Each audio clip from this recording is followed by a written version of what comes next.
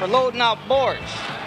If you get two boars fighting, they can cut themselves up pretty good with it. And I go through and I bust their noses. Usually after you bust their nose, gives them something else to think about.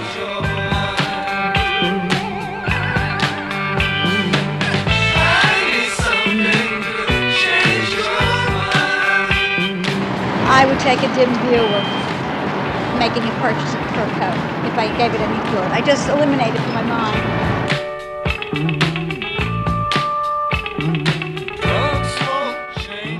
I work for a large international pharmaceutical company. I have a job as a scientific officer. I wanted this interview to be anonymous because I feel almost instinctively repercussions would be serious.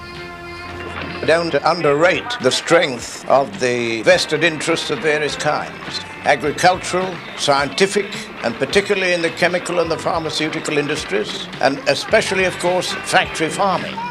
McDonald's, it's got a nice sounding name. It sounds like Tiffany's. And I think we are the Tiffany's of the hamburger business.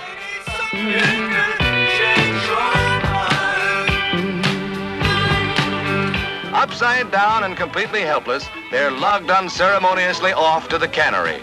At this point, it's just as well a turtle only sticks his neck out once.